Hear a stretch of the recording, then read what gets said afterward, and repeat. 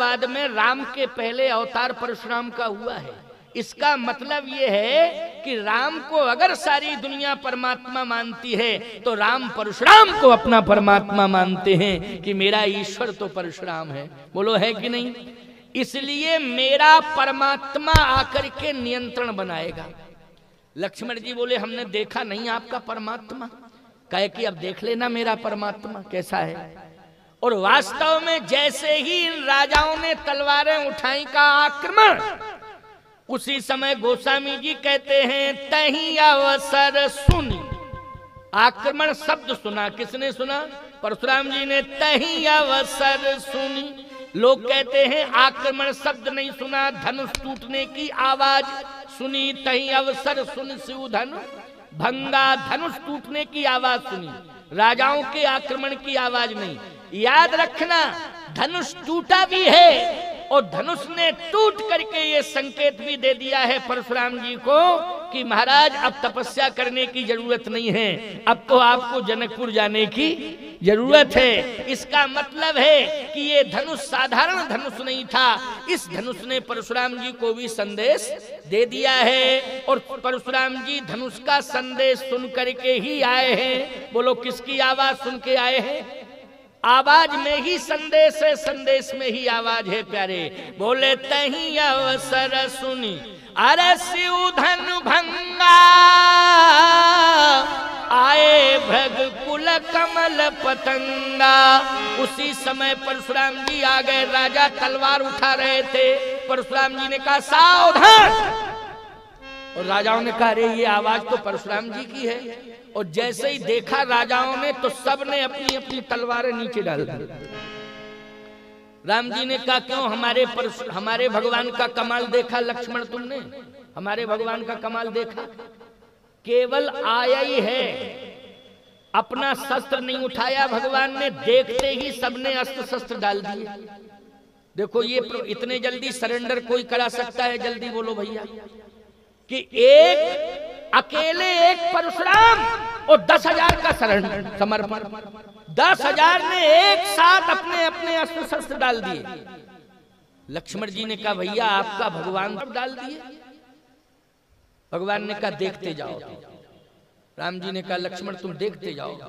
परशुराम जी ने एक निगाह फेंकी राजाओं के ऊपर, आंख लाल थी, और जैसे निगाह फेंकी तो सारे राजा दौड़े परशुराम जी की ओर। लक्ष्मण जी ने कहा लगता है कि ये मूडी राजा आक्रमण करने जा रहे हैं परशुराम जी के ऊपर। भगवान राम बोले मैं क्या कह रहा हूं, देखते जाओ क्या हो रहा है। जैसे राजा दौड़े तो दौड़ करके सब साष्टांग प्रणिपात हो गए, साष्टांग। लक्ष्मण जी ने कहा ये तो समर्पण कर दिया सबने। कहा अभी देखते तो जाओ कमाल, अभी तुम देखते जाओ, देखते जाओ। जैसे ही समर्पण किया राजाओं ने, परशुराम जी ने कहा खड़े हो जाओ। अब कहां पे? कौन हो तुम? पितु समेत कही कही निज नामा, और लगे करन सब दंड प्रणाम। अपने पिता का नाम और पिता के पिता का भी नाम लिया और कहा कि अमुक सन में आपने अपने फरसे से हमारे पिताजी के पिताजी का मस्तक काट दिया था, हम उनके नाती हैं। अच्छा साइड में खड़े हो जाओ, साइड में खड़े हो।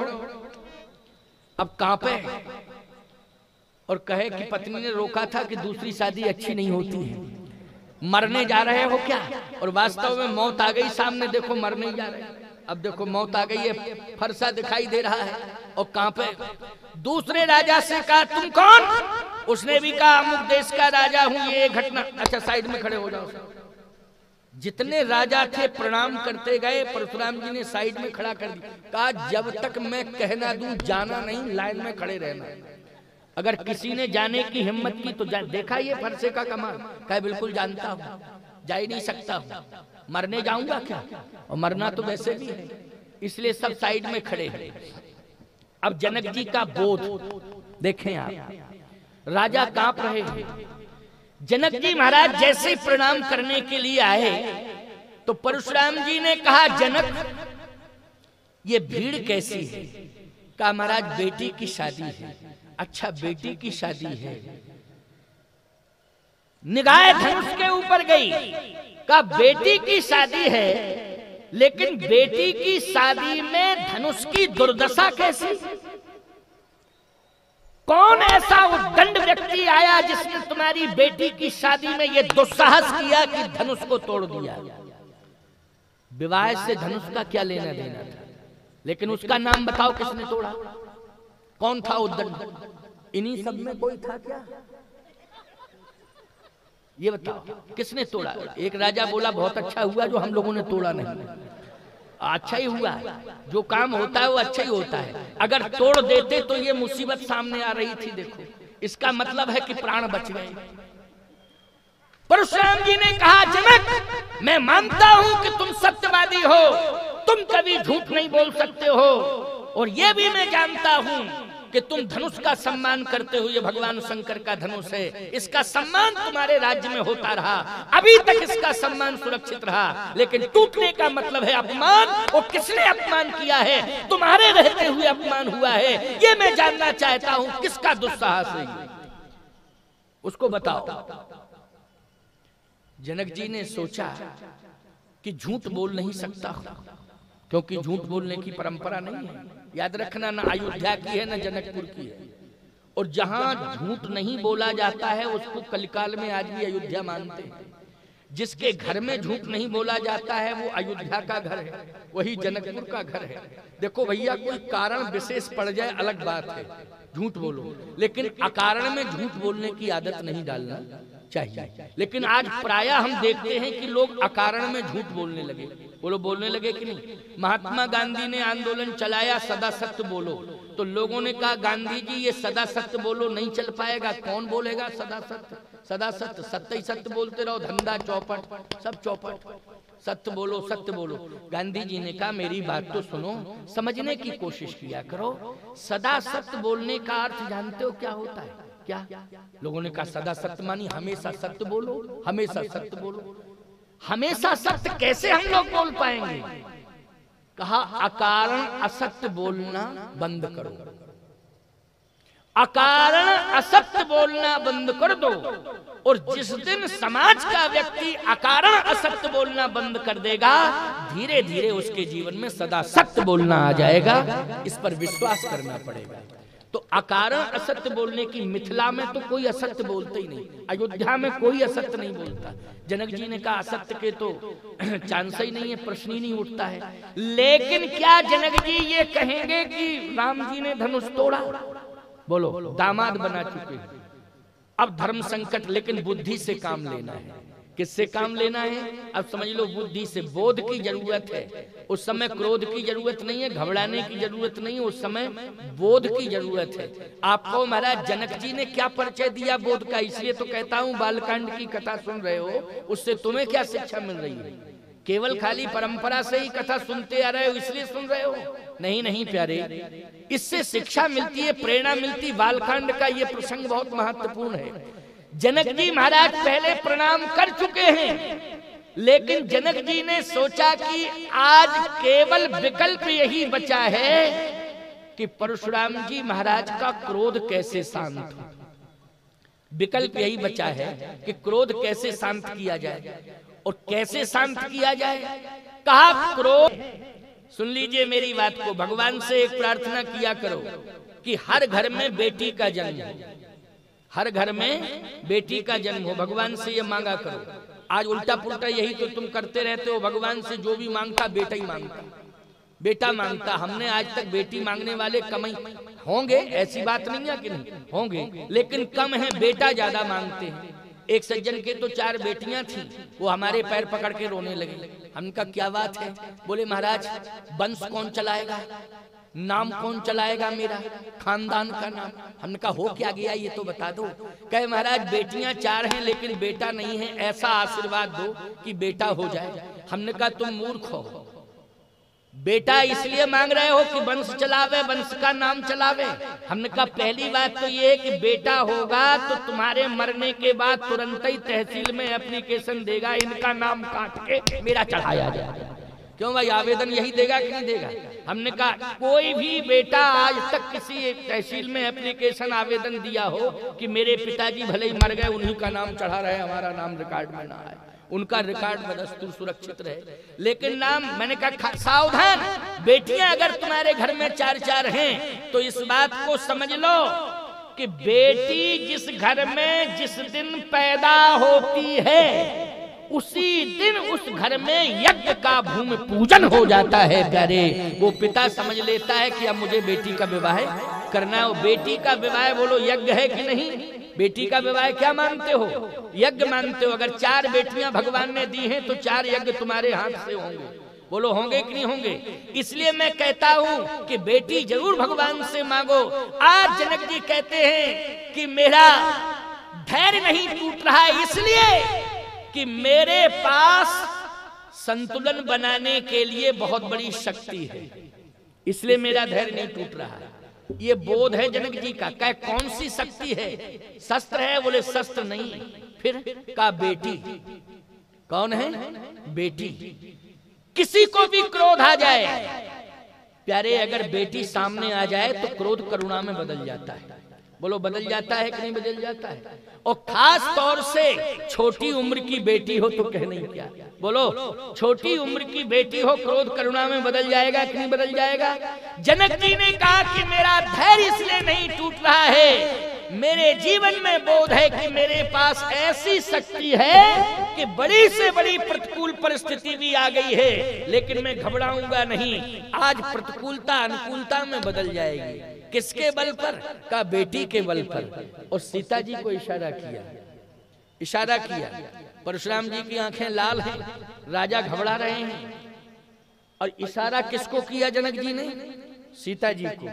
जैसे इशारा किया, आहा, बेटी वही है जो बाप के इशारे पर चले।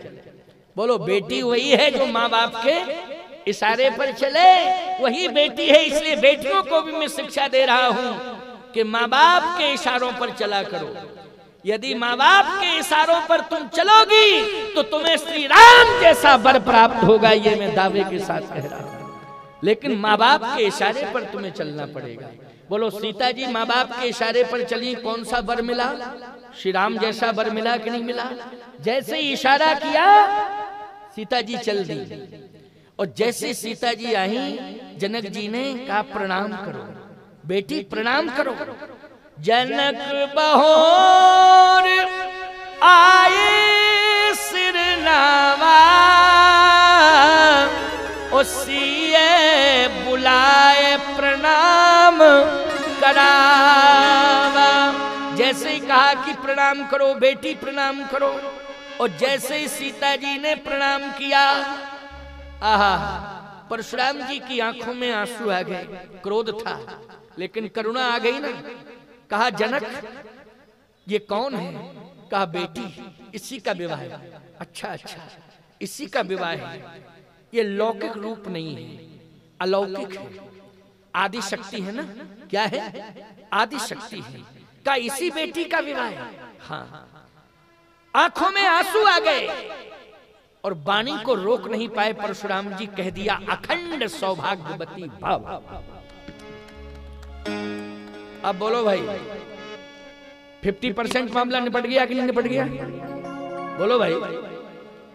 आशीर्वाद दे दिया है, क्या आशीर्वाद वापस लिया जाएगा? जो वचन दे दिया है उसको वापस किया जाएगा क्या? अखंड सौभाग्यवती भव। ईमानदारी से बताओ, ये क्रोध से समस्या का समाधान हुआ कि बोध से हुआ? हुआ बोध से कि नहीं हुआ? इसलिए घबराने की जरूरत नहीं है, बिल्कुल मत घबराया करो।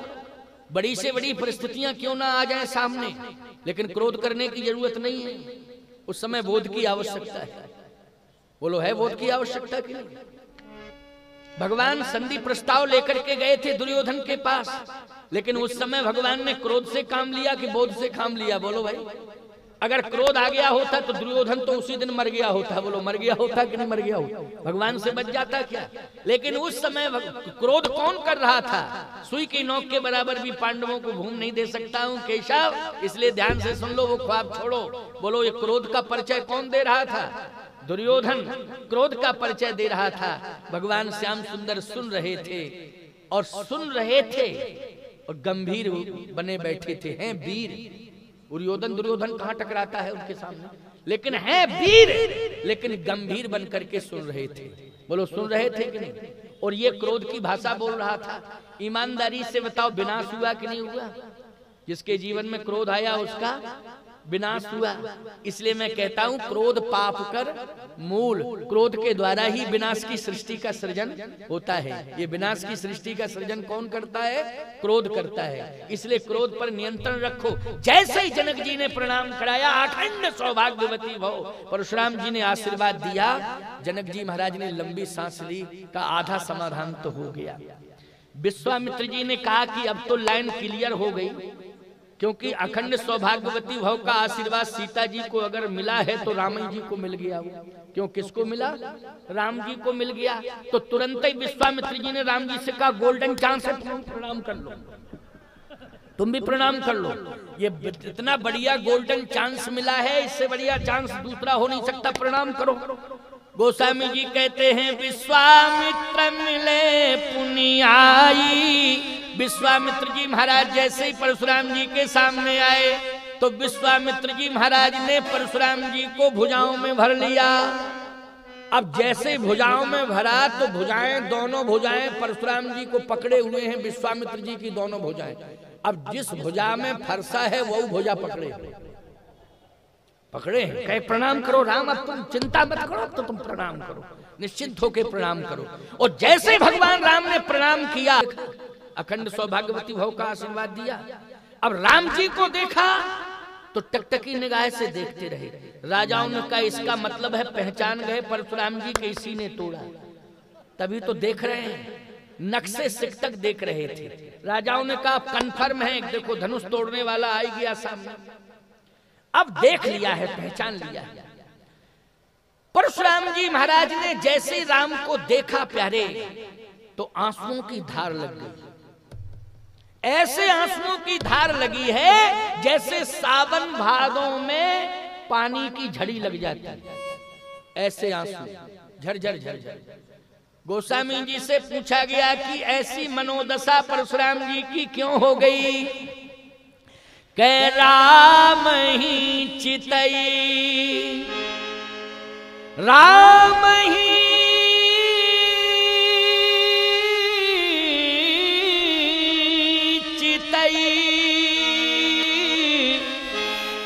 रहे थक लोचन, रूप अपार मार मदमोचन। श्री राम जी को टकटकी निगाह से देख रहे हैं और कहते हैं ऐसा रूप मैंने अभी तक देखा नहीं।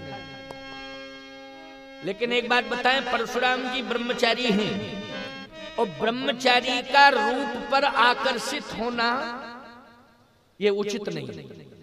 बोलो भाई, ब्रह्मचारी रूप पर आकर्षित हो ये उचित नहीं। लेकिन परशुराम अगर तुम रूप पर आकर्षित हो रहा है तो ये लौकिक रूप नहीं है, ये भी अलौकिक रूप है। सीता जी का भी अलौकिक रूप है और राम जी का भी अलौकिक रूप है। बोलो है कि नहीं? राम जी का और सीता जी का लौकिक रूप नहीं है, अलौकिक है, अलौकिकता है। परशुराम आज मैं किसको देख रहा हूं? ये लौकिक रूप नहीं है, ये तो अलौकिक रूप है।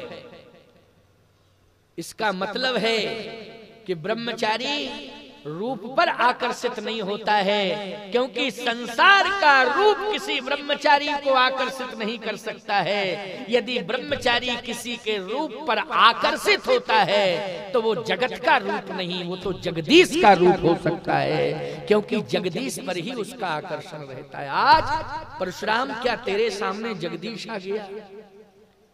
आज तू किसको देख रहा है? भगवान राम हाथ जोड़े खड़े हैं, साहब वीर हैं लेकिन हैं गंभीर, हाथ जोड़े खड़े हैं। परशुराम जी महाराज टकटकी निगाह से देख रहे हैं और फिर धीरे से कहते हैं, बालक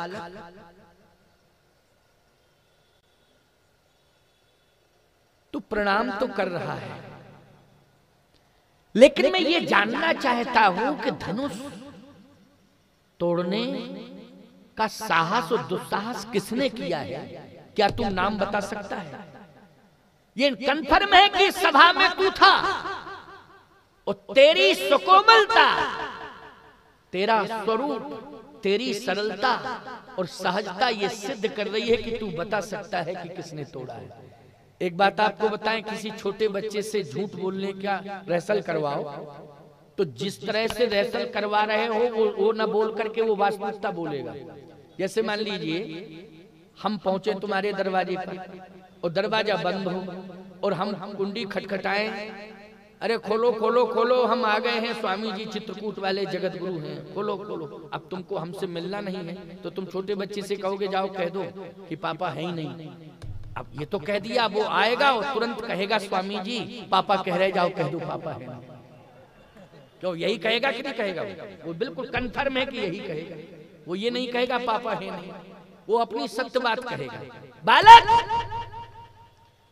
तुम इस सभा में मौजूद रहे, मैं ये जानना चाहता हूं, तुम्हारे रूप को देख करके मैं बलिहार हो गया हूं, तुम्हारी सरलता सहजता से आज मैं प्रभावित हूं, मेरा क्रोध करुणा में बदल गया है। लेकिन मैं ये जानना चाहता हूं कि तुमने देखा है धनुष टूटा है, लेकिन तोड़ा किसने है उसको बता दे। राजाओं ने कहा इसका मतलब है कि मरना हम ही लोगों को है, क्योंकि जिसने तोड़ा है जब सामने पहुंच गया है फिर भी विश्वास नहीं हो रहा, उसी से पूछा जा रहा किसने तोड़ा। अब पता नहीं मूड में आवे किसका नाम बता दे कि किसने तोड़ा। लेकिन राम जी वीर हैं, गंभीर हैं, बोले कुछ नहीं, बोले कुछ नहीं।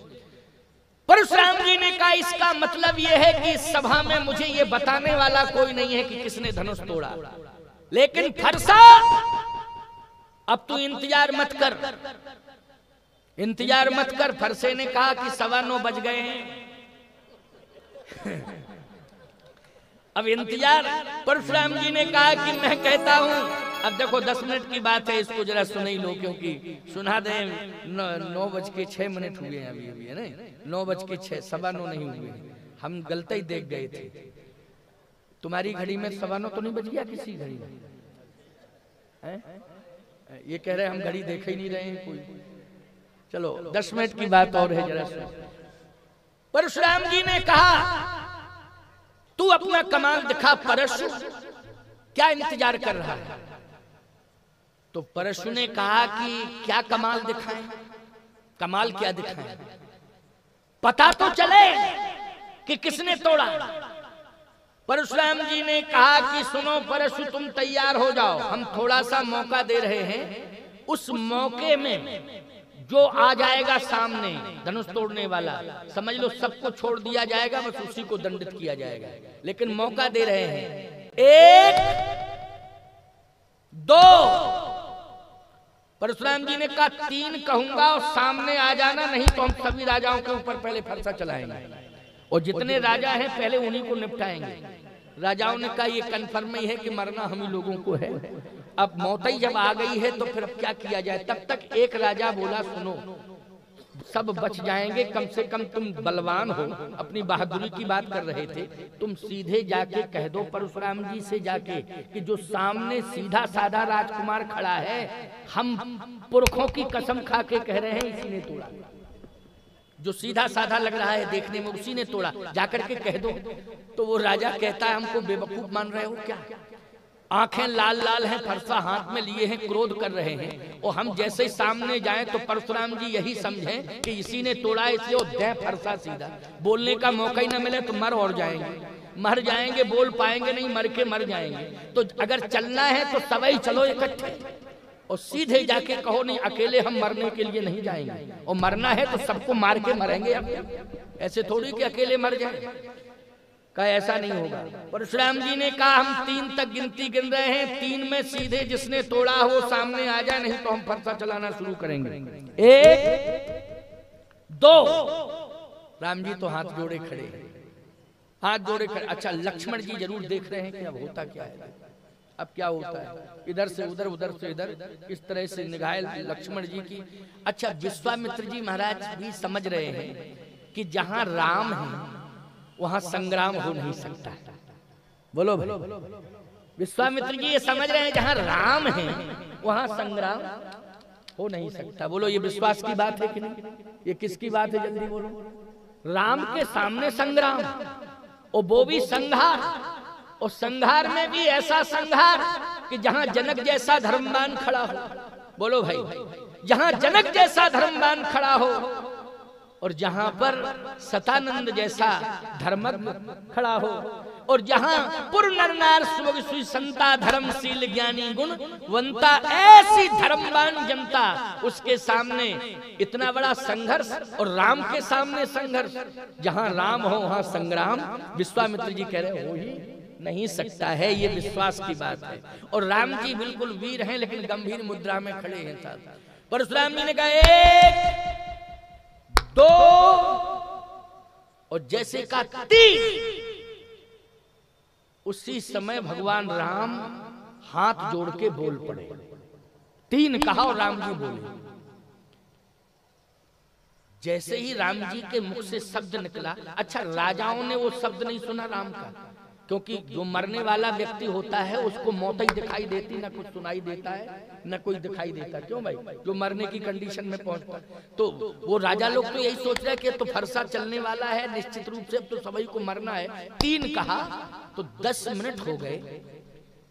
राम जी हाथ जोड़े खड़े हैं, उस शब्द बोलना ही चाहते थे, परशुराम जी ने ऐसे इशारा किया, रुको रुको, इसका मतलब है कि तुमने धनुष तोड़ा, तुमने धनुष तोड़ा, या किसी का नाम बताने जा रहे हो कि किसने धनुष तोड़ा? बोलो बोलो बोलो बोलो। अब राजाओं ने सोचा कि बहुत देर हो गई, फरसा चला होगा तो आवाज क्यों नहीं आ रही है? भाई जिसके ऊपर चलेगा वो किच पिच तो कुछ होगा ही, बोलेगा कि नहीं बोलेगा? चुपचाप थोड़ी बर्दाश्त कर लेगा, कुछ तो आवाज आनी चाहिए। लेकिन आवाज नहीं आ रही है, इसका मतलब कुछ और है। आंख खोल के देखो। और जैसे ही आंख खोल के एक राजा ने देखा, अरे बोले सब बच गए, मौत से बच गए, प्राण बच गए सबके, मौत से छुटकारा मिल गया, खोलो आंखें। क्यों? बोले धनुष तोड़ने वाला तो सामने खड़ा है और कुछ बोलना चाहता है, अब डरने की जरूरत नहीं है। राजाओं ने लंबी सांस ली। परशुराम जी ने कहा बोलो, जल्दी बोलो, किसने धनुष तोड़ा? तो राम जी कहते हैं आप सुनिए तो क्रोध से नहीं, बोधयुक्त स्वरूप में सुनिए, क्रोधयुक्त स्वरूप में नहीं। क्रोध को दूर करिए, मैं प्रार्थना कर रहा हूँ, आप ध्यान से मेरी बात को सुनिए। परशुराम जी ने कहा क्रोध की बात अलग है, क्रोध नहीं, पहले तो तुम बोलो जल्दी कि किसने धनुष तोड़ा। तो राम जी कहते हैं नाथ संबुधन, नाथ संबुधन भंजनहारा, हुई है कोई एक दास तुम्हारा। धनुष तोड़ने वाला साधारण नहीं, आपका दास होगा, दास। परशुराम जी ने कहा दास, तो ये बताओ इन सब में कौन दास है? जरा उसको हम समझ तो लें कि तू दास कैसा था जिसने इतनी बड़ी उद्दंडता की। जल्दी बोलो कौन है दास? अब राजा लोग सोच रहे पता नहीं किसको दास मान बैठे, वो मूड में आकर के फरसा दे दे तो मार और जाएगा। स्पष्ट नहीं बोलता है कि मैंने धनुष तोड़ा, ये कह रहा कोई दास होगा। अरे ये कहना चाहिए कि मैं ही दास हूं, मैंने तोड़ा। अरे दास ही कहना चाहिए, कहो मैं ही दास हूं आपका, मैंने ही तोड़ा। कोई है कोई एक दास, कोई एक दास, कोई होगा कोई दास, पता नहीं किसको दास मान बैठे। परशुराम जी ने कहा दास नहीं, वो मेरा शत्रु है, लेकिन उसका नाम बताओ, तुम धनुष किसने तोड़ा, नाम बताओ उसका। अब राम जी ने कहा महाराज कह तो चुका हूं कि कोई दास है, लेकिन आप क्रोध में समझ ही नहीं पा रहे हैं। इतना क्रोध है आपके कि आप दास को पहचान नहीं पा रहे हैं। अगर क्रोध को दूर कर दिया जाए तो दास समझ में आ जाएगा। लक्ष्मण जी ने कहा एक बात बताएं भैया, पूरा 17 तारीख तक ये सम्मेलन हो जाएगा, लेकिन फैसला नहीं हो पाएगा, फैसला नहीं हो पाएगा। क्यों? इसलिए कि आपकी लैंग्वेज और बाबा जी की लैंग्वेज में तालमेल नहीं है। आप दास कह रहे हो, वो समझ नहीं रहे, वो समझ नहीं रहे हैं। अगर आपकी आज्ञा मिल जाए तो हमारी लैंग्वेज और बाबा जी की लैंग्वेज बिल्कुल डायरेक्ट मिल रही है। अगर आपकी आज्ञा मिल जाए तो थोड़ा सा मौका दे दो कि हम बता दें कौन दास है कौन खास है। अगर आप कह दें भगवान थोड़ा कौतुक देखते हैं, मुस्कुरा गए मन ही मन, कहे अच्छा ठीक है तुम्हारा मन है तो कुछ थोड़ा बोल लो। और जैसे ही लक्ष्मण जी थोड़ा सा फ्रंट पर आए, राजाओं ने कहा कि ये क्लियर बोलेगा, हाँ ये बिल्कुल क्लियर बोलेगा, क्योंकि तेज तर्रार है, ये साधारण नहीं है, ये तो बोलता कुछ नहीं है और खड़ा रहता है हाथ जोड़े। सरल तो है, लेकिन इतना सरल होना भी ठीक नहीं है कि समस्या पैदा कर दे सरल। और देखो ये बोल नहीं रहा, पता नहीं समस्या इतनी बड़ी पैदा होती अगर ये सामने नहीं आता, छोटा वाला गोरा गोरा राजकुमार, तो समस्या पता नहीं फरसा किसके ऊपर चलता। लेकिन आगे आप समाधान हो जाएगा। लक्ष्मण जी जैसे सामने आए, परशुराम जी ने कहा एक बात बताओ, हम समझ रहे हैं कि तुम फ्रंट पर आ गए हो, धनुष तुमने तोड़ा। परशुराम जी बोले ये बताओ तुम्हारा था। परशुराम जी बोले धनुष तुमने तोड़ा। लक्ष्मण जी बोले ये बताओ आपका था, पहले ये बताओ आपका था क्या। परशुराम जी ने कहा मेरा नहीं था, मेरा नहीं था। तो लक्ष्मण जी बोले फिर आपके बाप का था क्या, इतनी बातें क्यों कर रहे हो। परशुराम जी ने कहा मेरे बाप का था, मेरा नहीं था, लेकिन मेरे बाप का था। तो आपके बाप कौन है, परिचय दे दो जरा, आपके बाप हैं कौन, परिचय दे दो। कहा मैं ब्रह्मचारी हूं और मेरे विरक्त संस्कार हुए हैं और मैंने भगवान शिव को अपना गुरु माना है। विरक्त परंपरा में जो गुरु होता है वही बाप होता है। बोलो भाई, जैसे हमारे राजस्व रिकॉर्ड में जो बल्दियत डली है वो जन्म देने वाले बाप की नहीं डली है, हमारे गुरु की डली है। किसकी डली है, पिता के स्थान पर नाम किसका है, जन्म देने वाले बाप का नहीं है, गुरु का है। क्योंकि हम ब्रह्मचारी हैं, विरक्त हैं, इसलिए हमने पिता के स्थान पर गुरु का नाम लिखा है। तो मेरे बाप का था धनुष, तुम ठीक बोल रहे हो कि बाप का था, तो बाप का ही तो था। तो आपके बाप कौन है, का भगवान शंकर। लक्ष्मण जी बोले आपके बाप ही तोड़वाने चले आए, तब क्या दोष है फिर किसी का, आप अपने बाप से ही करिए बात। परशुराम जी ने कहा कि मेरे बाप, यदि शंकर जी आपके बाप हैं तब मैं कह रहा हूं महाराज, ध्यान से सुनना, अगर शंकर जी आपके बाप हैं, शिव जी को आपने पिता माना है, तो इस धनुष को तोड़वाने में जिम्मेदार भगवान शंकर है। और यदि इसकी पुष्टि आपको चाहिए तो आप अपने पिता से पूछो, अपने बाप से पूछो जाके। परशुराम जी ने कहा कि अगर ये सत्य है तो इस समय तो मेरे बाप विश्राम कर रहे होंगे, अब कल ही पूछेंगे उनसे। क्यों भाई, क्योंकि 9:15 बज गए हैं, अब क्लियर करेंगे कि हाँ। और ये बात बिल्कुल सत्य है कि धनुष को तोड़वाने में शंकर जी की भूमिका, किसकी भूमिका है, भगवान शंकर की भूमिका है। इसलिए ये कन्फर्म है कि शिव जी का धनुष है, वो तोड़वाने वाले कौन है, भगवान शिव हैं। और सत्य है ये, अब शिव जी हैं धनुष तोड़वाने वाले।